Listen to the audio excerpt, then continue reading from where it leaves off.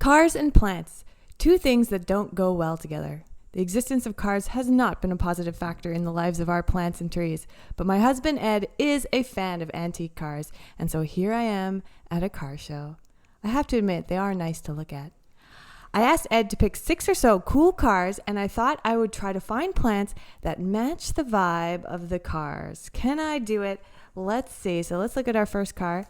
I think the challenge here is to find out the relationship between cars and trees. But anyway, here goes. So it's a 1958 Chevrolet Corvette. So this was America's sports car. It was it's a 2-seater car. The interesting thing about it is it has a fiberglass body. So the first few were hand-built. It was always kind of an expensive car, and I like this one just because, the fact it's 2-seater, and I just thought it looked cool. So, and I like it because it's red. And then this is the plant I matched it with. So basically, I went on for a walk, and I tried to find plants that kind of match that vibe, and then I used an app to try and discover what kind of plant it was. So this is the climbing Nightshade. It is not native to Canada. It's native to Europe and Asia. And it's also known as the poison flower or snakeberry, just like a fancy car. It might cost a little bit too much and be a bit of poison. Apparently the berries are bitter, but they have a sweet aftertaste. So it's also known as bittersweet. So there we go. It's flashy, it's red, it's shiny, just like the car. Temptation. Full of temptation, just like the car. Just like the car. You want to watch out for that temptation. It might be a little bittersweet. And here's the next car. This is also from the same year. That's a 58 Chevrolet pickup truck. And it's pretty heavy duty. It's jacked up. Someone put some larger tires on that. And what's cool about this is they either repainted it and then sanded it down to sort of give it that old look, or possibly it's the original faded paint. So you have the brown, which is the primer underneath, and then the blue is the finishing paint, and some of it wore off because of the sun.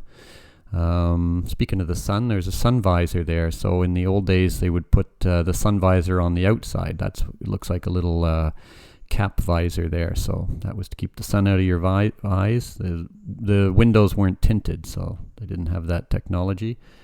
And I guess that's about all I can say about that.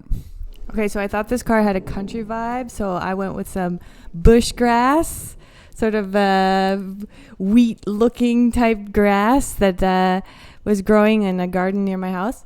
And this grass is not native to Canada, native to Eurasia and Africa.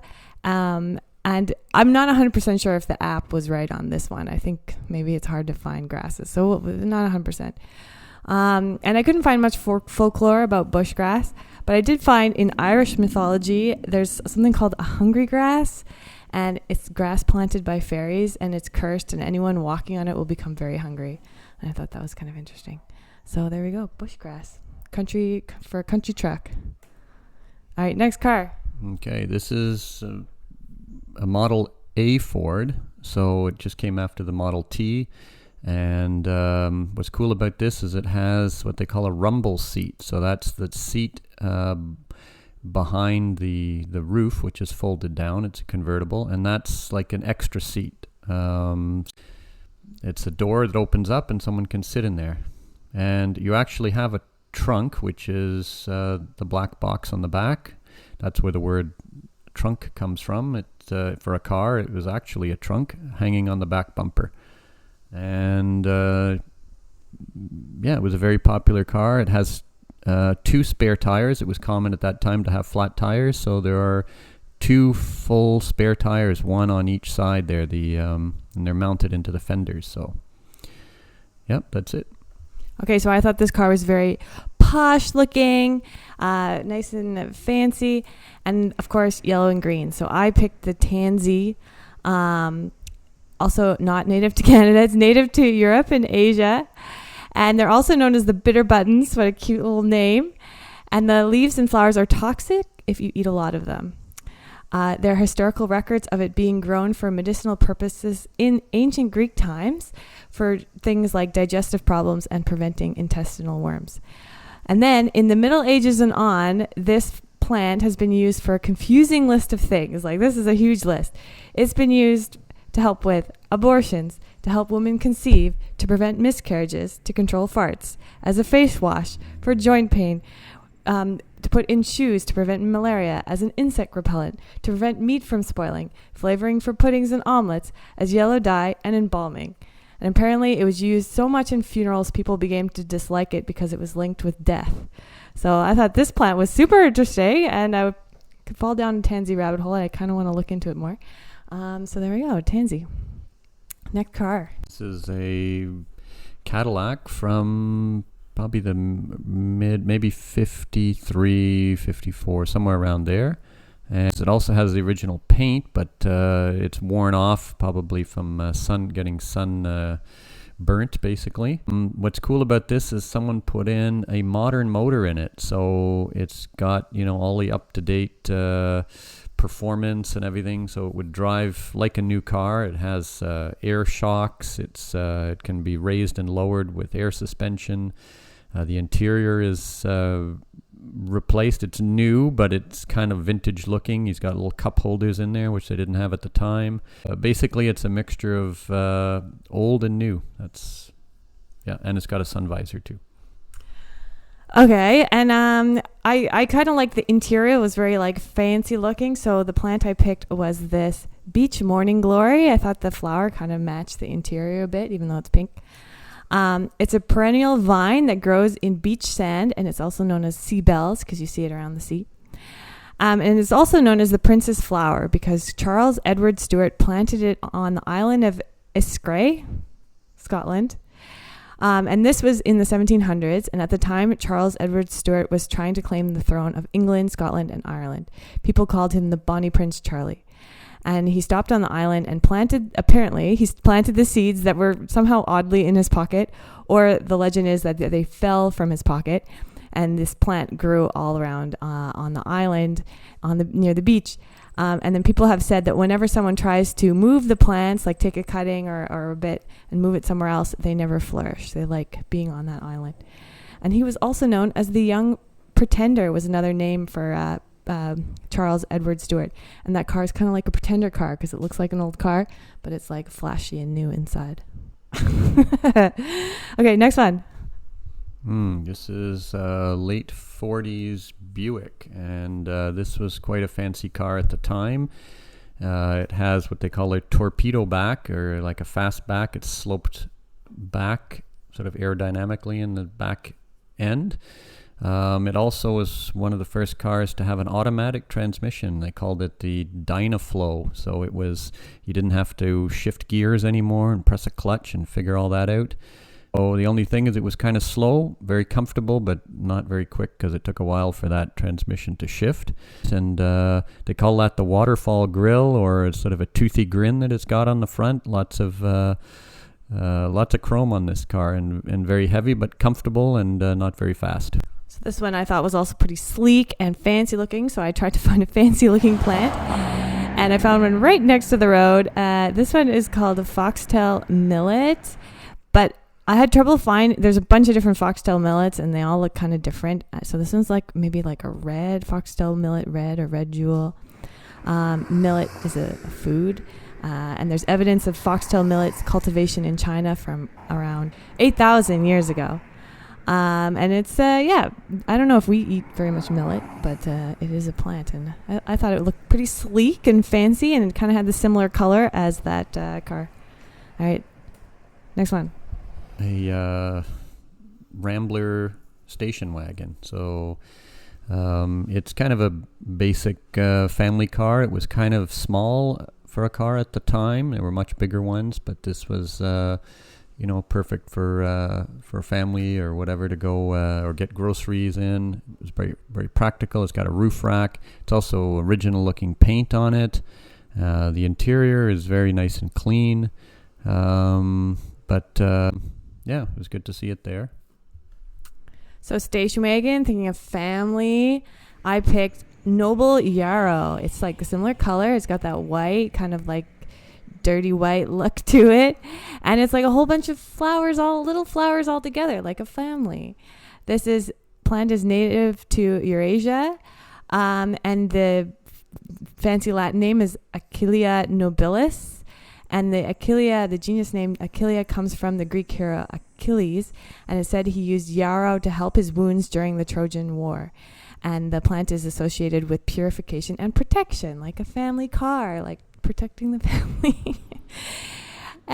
In European folklore, this plant is used as protection against evil spirits, and you can hang it above a doorway to ward off those evil spirits. And in modern herbalism, it's used in teas and ointments to reduce inflammation and wound healing. And research has shown that it may benefit wound healing, but these are small studies.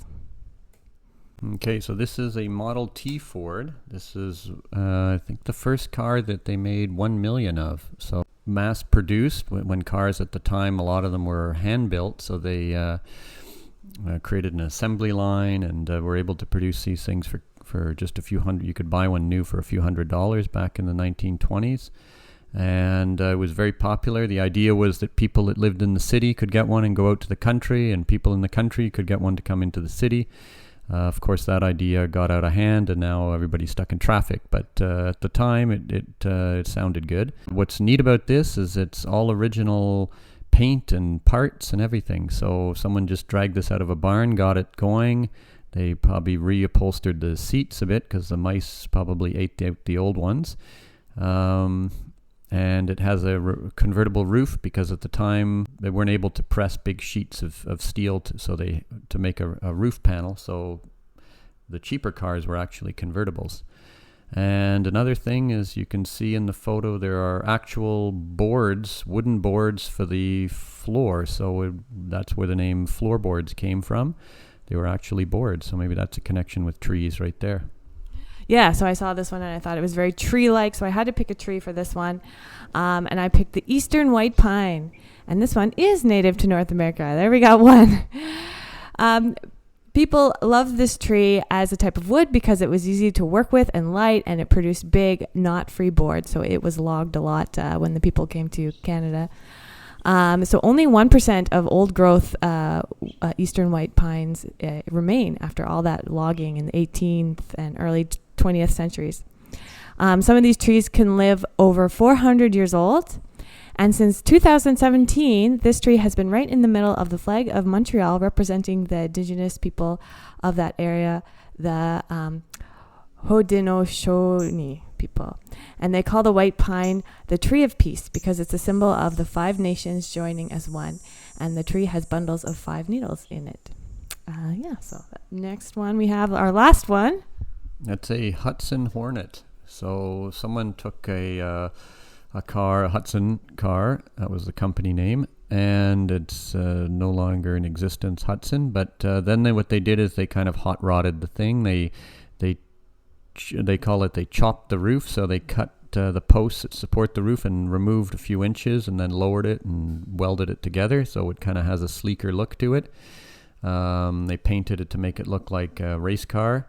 And it has that thing that's sticking out on the side of the window is actually called it was an early form of air conditioning, and they call it a swamp cooler.